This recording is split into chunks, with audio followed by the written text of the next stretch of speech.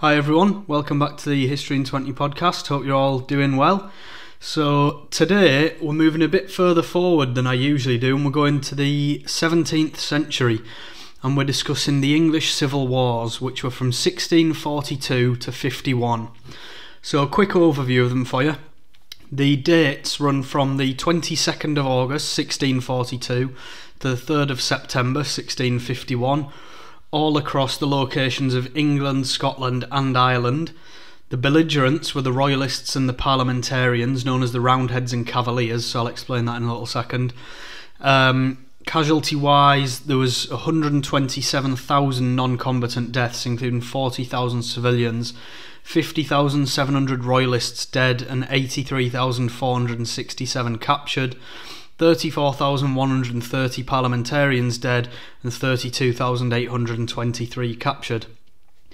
Outcomes, a few quick ones. It was a parliamentarian victory. King Charles I was beheaded. Oliver Cromwell became the de facto ruler of England. So we'll get into this and how it happened. But firstly, you might noticed I said the English Civil Wars. So why the English Civil Wars, plural, and not just the English Civil War? So has there been more than one before? Well, the answer to that is both yes and no. So during the reign of King Stephen of England, which was from 1135 to 54, almost his entire reign was dominated by a conflict known as the Anarchy, which lasted from 1138 to 53. So this was a form of civil war, although it was fought between England and Normandy and not just two rival English factions. And also, as well, you might think of English civil wars, the Wars of the Roses. They were English civil wars as well, and they lasted in one form or another from 1455 to 87. And right up until the 16th century, though that conflict between the houses of Lancaster and York were known as the Civil Wars, not the Wars of the Roses. So when we mention the English Civil Wars, why do we think of the Roundheads and the Cavaliers and Charles and Cromwell? Why don't we think of the anarchy under King Stephen in the 12th century or the Wars of the Roses in the 15th? So simply put, I think it's because this was the most recent civil war in England. So if a civil war was to erupt today and last for weeks, months or years, then I think we would refer to the 17th century conflict as the Old Civil War, or the 17th century Civil War, the Parliamentarian Civil Wars, or something along those lines. And in addition, the English Civil Wars were also a series of wars, not just battles. There were three major civil wars, and we'll jump straight into it right now, but first we have to go back to the origins of the conflict.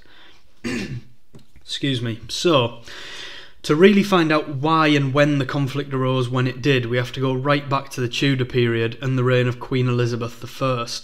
So, due to her having no direct heir as she was childless, she chose her cousin James VI of Scotland to succeed her.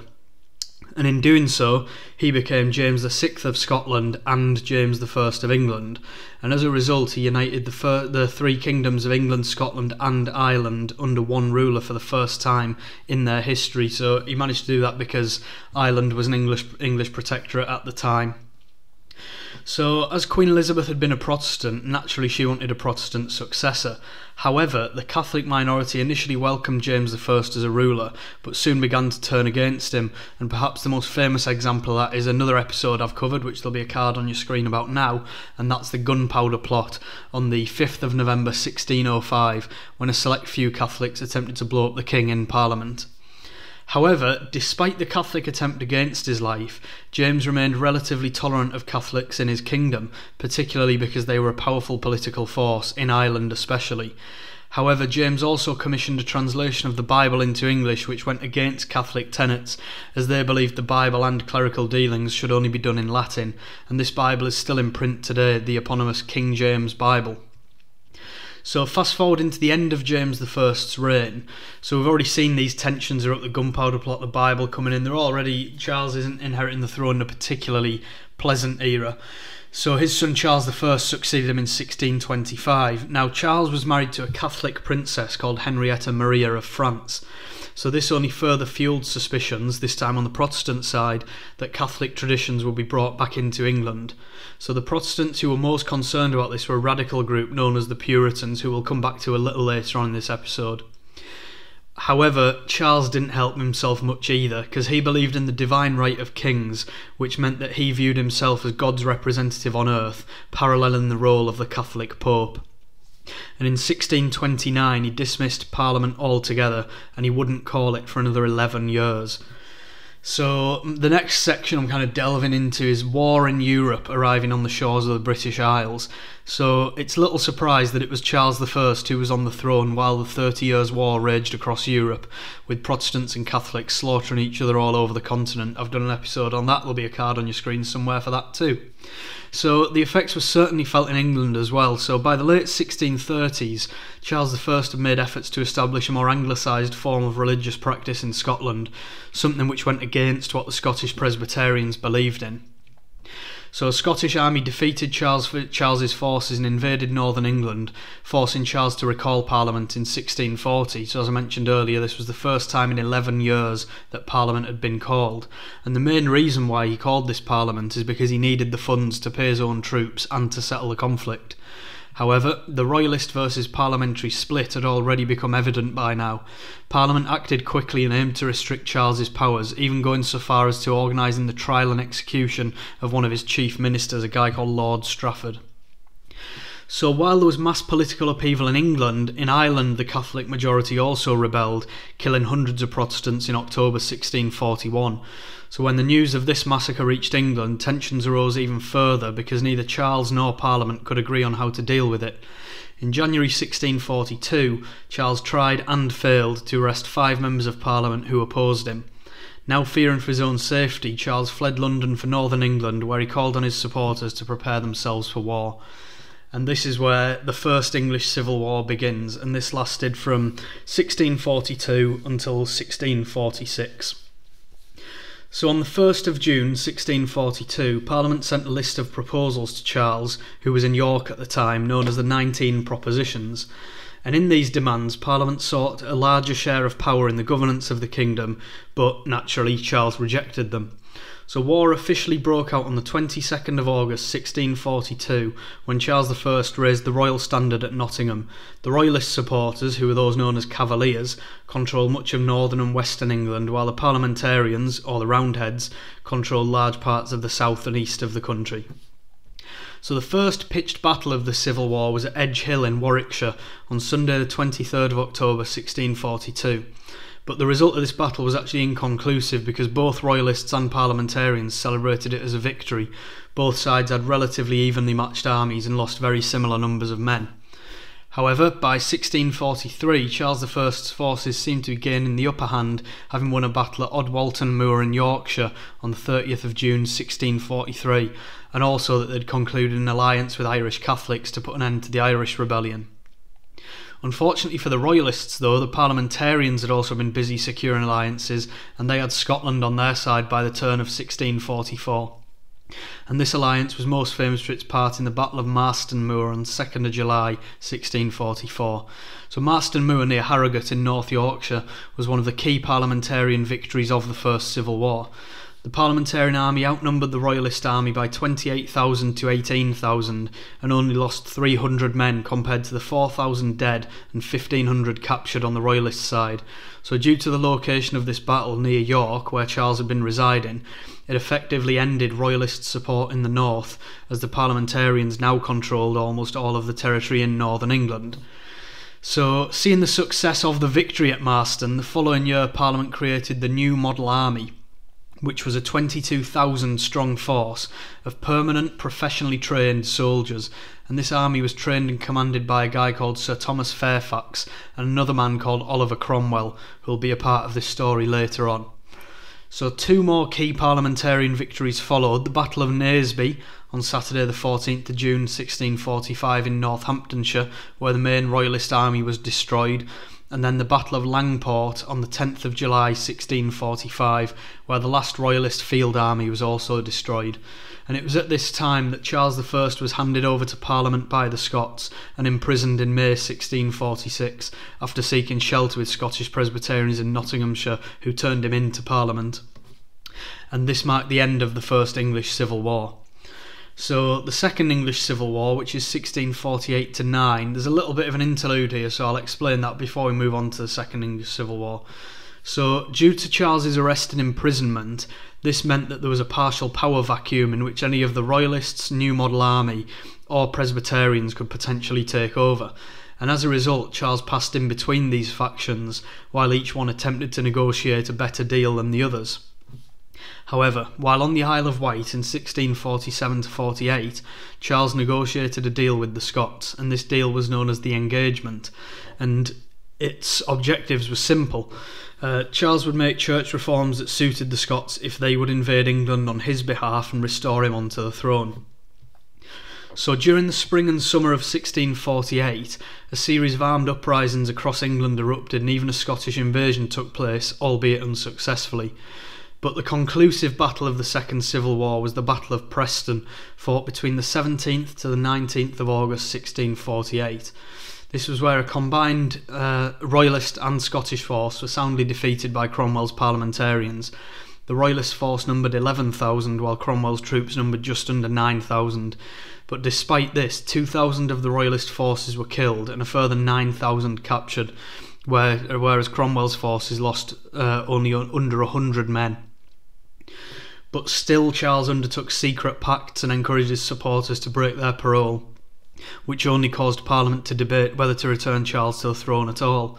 And the new model army, who were furious with Parliament that they continued to countenance Charles as a ruler, marched on Parliament and conducted what was known as Pride's Purge, named after the leader, a guy called Thomas Pride, on the 6th of December 1648. And this is where we lead up to the trial of Charles I.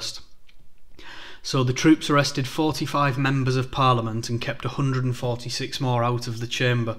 So the Rump Parliament received orders to set up and organise a trial for the treason of Charles I. And even Thomas Fairfax, who was one of the most constitutional monarchists and supporters of Charles, declined to have anything to do with the trial and resigned completely as the head of the army, thus clearing the path for Oliver Cromwell to take power. So following the trial, the 59 commissioners, or judges, found Charles I guilty of high treason as a tyrant, traitor, murderer and public enemy. He was beheaded on the 30th of January 1649 on a scaffold erected in front of the banqueting house at the Palace of Whitehall in London. Following his beheading on the 30th of January, his son Charles was proclaimed King Charles II in the Royal Square in St Helier in Jersey on the 17th of February that same year. So the next section is the Third English Civil War, which ran from 1649 to 51. So although the king was dead, the war was not yet over. A new republican regime was established in England, headed by the guy I mentioned earlier, Oliver Cromwell, and he was backed by the support of the huge new model army. Now, one of Cromwell's first moves was to see the Irish problem, and it resulted in one of the worst massacres in Irish history. So from the 3rd to the 11th September 1649, 3,500 Irish citizens lost their lives at the siege of Drogheda, also known as the Drogheda Massacre. So of these 3,500, approximately 2,700 were Royalist soldiers, while the others were simply Catholic civilians, although Cromwell would later claim that all of them were armed. Whether they were or not will never be found out, but it's highly unlikely that they all were. And this massacre is one of the main factors that's caused divisions between Anglo-Irish relations and Protestant-Catholic relations that are still felt there today. The result of the massacre was that Cromwell's forces took the town and executed the Royalist garrison that was there too. So Scotland were unfortunately next up on Cromwell's bloody list. So Charles II had wasted no time in gaining support north of the border before he'd even been crowned, and this prompted Cromwell to invade Scotland in 1650.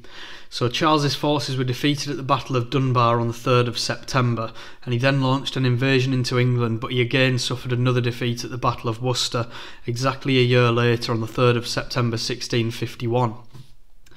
So following the Royalist defeat at Worcester, Charles II narrowly escaped with his life, having famously hidden in an oak tree which was then named the Royal Oak, which many British pubs are now named after today. It's the oak tree that Charles II hid in to avoid capture and almost certain death.